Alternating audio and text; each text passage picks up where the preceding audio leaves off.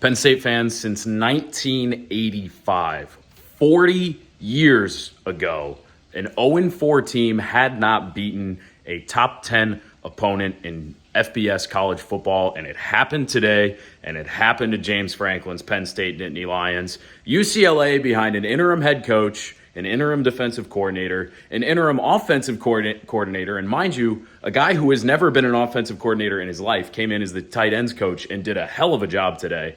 Whooped up on Penn State's defense, scored 42 points. Now, Penn State's offense held up their end of the bargain up until the last drive when very questionable fourth down play call that did not allow them to score and tie the game. But the Penn State defense was miserable all afternoon. Jim Knowles had no answers for Nico Iamaleava, who ran for almost 130 yards, 3 touchdowns. He also completed 71% of his passes with a couple of touchdowns.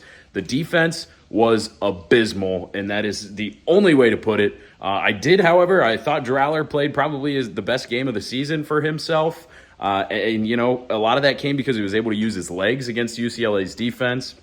But I want to get to the fourth down in the fourth quarter where Drew Aller was stuffed on a designed QB keeper on 4th and 2. Honestly, I was thinking about this. It kind of looked like the same call that Bob and I ranted about a ton in the third quarter against Oregon last week. Kind of looked like the same play, but it was a keeper. It was a terrible play call, and here's my beef. Katron Allen, who came into the day averaging more than 7 yards a carry on the season, and he had 2 touchdowns and was averaging more than 6 yards a carry on the afternoon against UCLA, was not on the field. Was not on the field for a 4th and 2 against UCLA, the 4th worst run defense in college football heading into the afternoon.